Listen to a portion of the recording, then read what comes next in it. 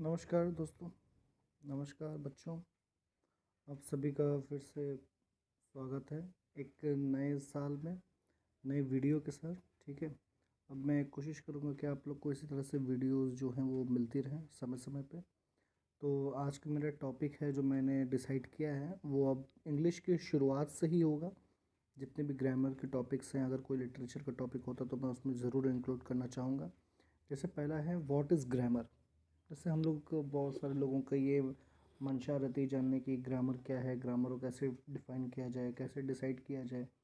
कि अगर कोई पूछ ले इंटरव्यू में ग्रामर क्या है भाई, तो ग्रामर बहुत से लोग बता नहीं पाते ग्रामर क्या है।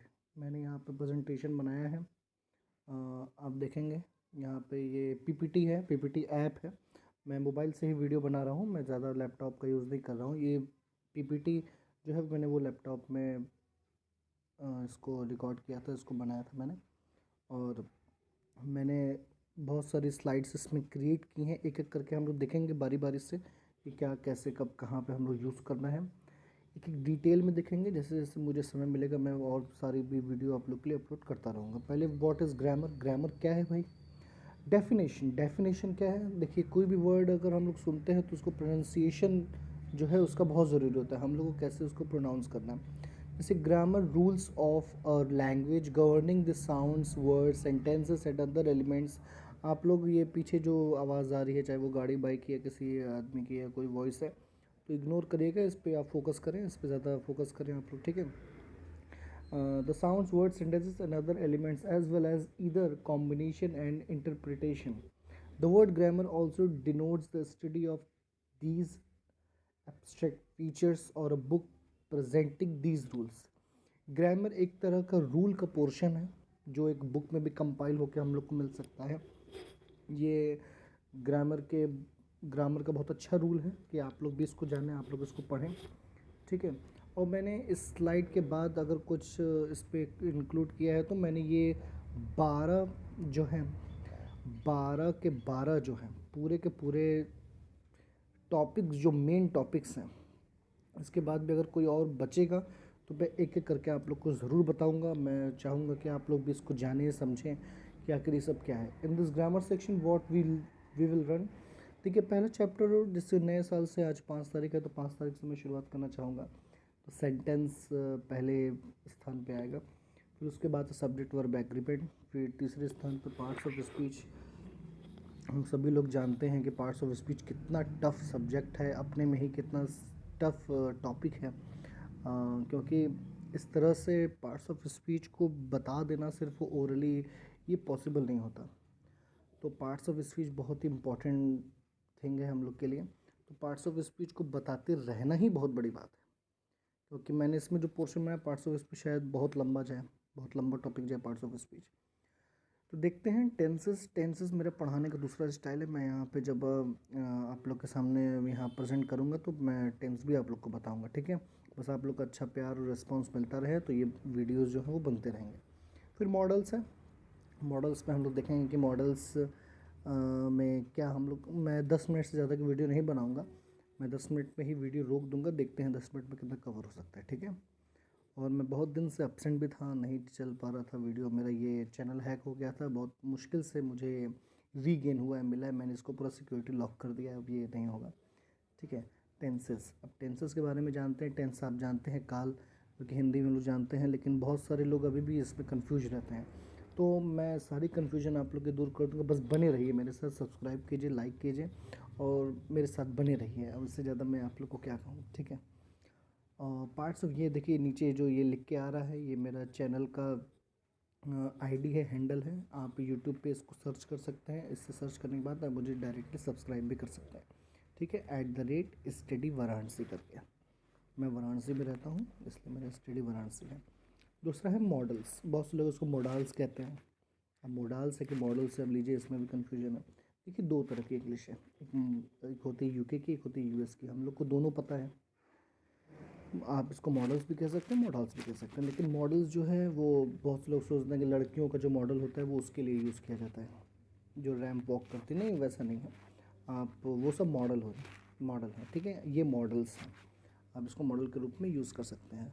6 नंबर पे पंक्चुएशन। पंक्चुएशन का वैसे भी मैंने अपने यूट्यूब पे बहुत सारे वीडियोस डाल रखे हैं पंक्चुएशन के बारे में, आप पंक्चुएशन सर्च कर सकते हैं, ठीक है। Active and passive, active and passive क्या है?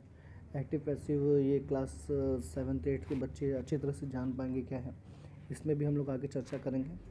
नरेशन, नरेशन तो बहुत टफ टॉपिक है आज के समय का, लेकिन मेरे साथ अगर आप लोग रहेंगे it will be easy for you everything. Clauses, clause तो इसमें 3 तरह के क्लॉज होते हैं, फ्रेजेस भी होते हैं, सेम पैटर्न पे सारी चीज़ें हम लोग डिस्कस करेंगे एक एक करके।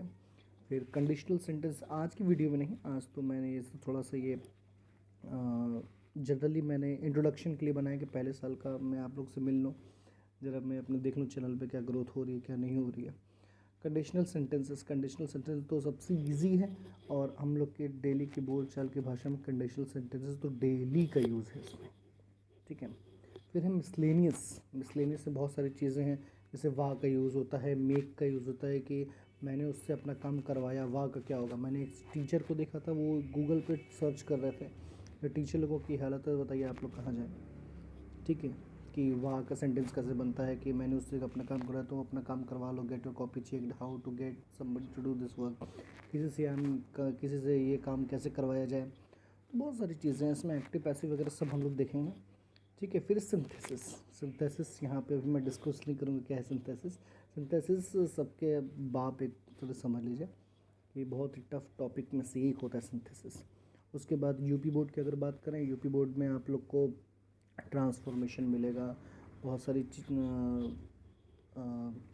जैसे कि इसको निगेटिव में सिंपल में कैसे बदलें, सिंपल से निगेटिव में कैसे बदलें। क्लास 10th 12th के बच्चे बहुत ये सब जानने की खोजने की कोशिश करते हैं, लेकिन मैं कोशिश करूँगा कि आप लोग के लिए भी ये प्रोवाइड कराया जाए, ठीक है। और ये सेंटेंस हम लोग का पहला चैप्टर है, तो सेंटेंस से शुरुआत करते हैं। अभी 3 मिनट बाकी है, 3 मिनट में हम लोग सेंटेंस देख लेंगे, तो सेंटेंस की शुरुआत हो जाएगी। What is sentence? A sentence is a combination of words put together to convey an idea, a fact, a question, a thought, a request or a command। देखिए सेंटेंस कुछ भी है, जैसे कि वो कोई सी की रिक्वेस्ट भी हो सकती है। जब भी आप देखिए हिंदी निकालने की कोशिश कीजिए तो किसी भी सेंटेंस के पीछे से चलिए। कोई कमांड, जैसे कि कोई ऑर्डर दे रहा है तो उस तरह किस तरह का है। रिक्वेस्ट किसी की सोच है, किसी का प्रश्न है, किसी का कोई सच्चाई है या कोई विचार है। An idea, a fact, a question, a thought, a request और अ कमांड, ठीक है। जो कुछ भी है आप लोग आराम से इसमें देख सकते हैं। और सेंटेंस कॉम्बिनेशन ऑफ वर्ड्स, ये वर्ड्स का जो है कॉम्बिनेशन होता है। डेफिनेशन बच्चों के लिए बहुत अच्छी है, बच्चे इसको याद करें और इसको अपने आंसर्स में ज़रूर लिखें। फिर दूसरा पॉइंट है, अ सेंटेंस इज़, आप लोग को साफ साफ दिख ही रहा होगा, a sentence is an array of multiple words arranged in a particular order. Sentence जो होता है वो पर्टिकुलर ऑर्डर में सब्जेक्ट, वर्ब, हेल्पिंग वर्ब और ऑब्जेक्ट का कॉम्बिनेशन होता है। इसके अलावा उसके आगे पीछे कुछ नहीं होता। हम लोग को ये मान के चलना है कि हाँ यही सारी चीज़ें हैं जो कि इंक्लूड करेंगे, एक दूसरे को आपस में इंटरलिंक करेंगे। आप लोग सब जानते भी हैं, हम लोग आगे भी डिस्कस करते रहेंगे। It has to be complete in itself and should convey meaning. इसका ये खुद में कंप्लीट होना चाहिए और उसकी मीनिंग भी निकलनी चाहिए। It can express a general idea, ये जनरल आइडिया भी आप लोग को बता सकता है। पोज अ क्वेश्चन और argument, provide a suggestion, make an order और रिक्वेस्ट एंड सच मोर। और बहुत सारी चीज़ें से आप लोग सीख सकते हैं। द ऑक्सफोर्ड लर्नर्स डिक्शनरी में क्या कहा गया है? द ऑक्सफोर्ड लर्नर डिक्शनरी में कहा गया है कि defines a sentence as a set of words expressing a statement, a question or an order usually containing a subject and a verb। बस समझ में आई? Means a set of words, एक वर्ड्स का सेट, एक्सप्रेसिंग अ स्टेटमेंट, कोई statement बताने के लिए, अ क्वेश्चन और एन ऑर्डर, कोई क्वेश्चन या कोई ऑर्डर बताने के लिए, जो भी उसका सेट का वर्ड होगा, usually containing a subject and verb. और इस तरह की चीज़ों में चाहे वो रिक्वेस्ट हो चाहे ऑर्डर हो, उसमें सब्जेक्ट और वर्ब का कॉम्बिनेशन होता ही है, ठीक। ये हुआ सेंटेंस की डेफिनेशन। 30 सेकंड बाकी हैं, मैं 10 मिनट में मैंने कहा था जैसे कि वीडियो कंप्लीट करना है मुझे, 10 minutes is going to be completed.